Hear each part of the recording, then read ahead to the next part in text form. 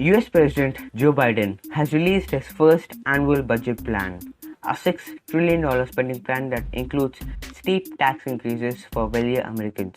The bumper proposal would include huge new social programs and investments in the fight against climate change and fulfill some of Biden's campaign promises, including more money for schools in high poverty areas, free community colleges, cancer research, and climate change.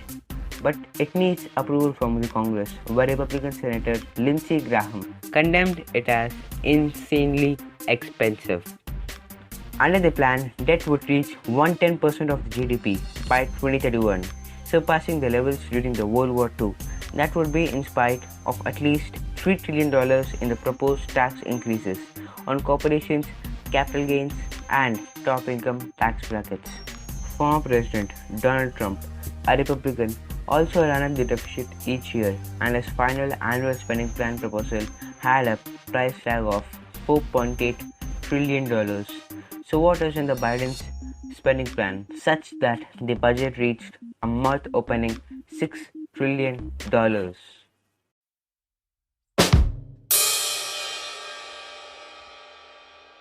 This budget promises more than $800 billion for the fight against climate change, including investments in clean energy such as infrastructure, provisions for the poor and middle class, $200 billion to provide free preschool places for all 3 and 4-year-olds, and $110 billion for 2 years of free community college for all Americans.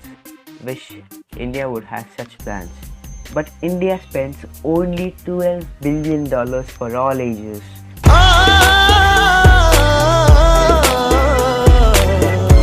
And India has 472 million children. That's 100 million more than the population of United States. $225 billion for a national paid family and medical leave program, bringing the US in a line with comparable wealthy nations, which will also reduce racial disparities in the wage losses and improve employee retention. $115 billion for the roads and bridges, and $100 billion for the public transit and railways. $100 billion to improve access to broadband internet for every American household.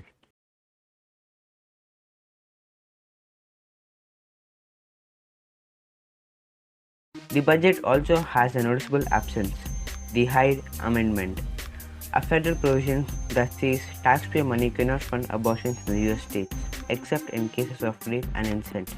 Mr. Biden is the first president in decades to exclude the abortion coverage ban, a move that has already been applauded by progressives. He supported the amendment for years before changing course during last year's presidential campaign. But the president's plan faces an uphill battle in the Senate, where several centrist members of his own party could side with Republicans in supporting the Hyde Amendment.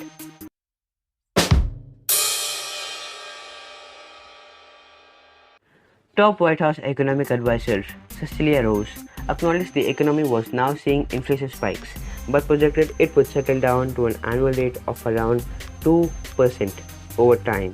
Some economists, including Larry Summers, who advised Presidents Barack Obama and Bill Clinton, have warned such massive government spending could drive up inflation, forcing the Federal Reserve to raise interest rates, which would in turn raise the risk of a recession.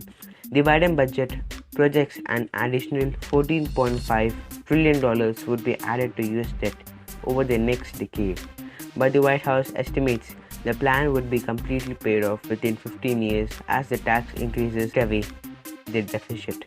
Critics, however, are skeptical about projected happy endings long after Mr. Biden leaves his office. Republicans have expressed alarm at the record spending. Senate Minority Leader Mitchell McConnell called the plan as a socialist daydream. So guys, that's it for this video, and don't forget to like, share, subscribe and hit the bell icon to receive the notifications of the latest videos.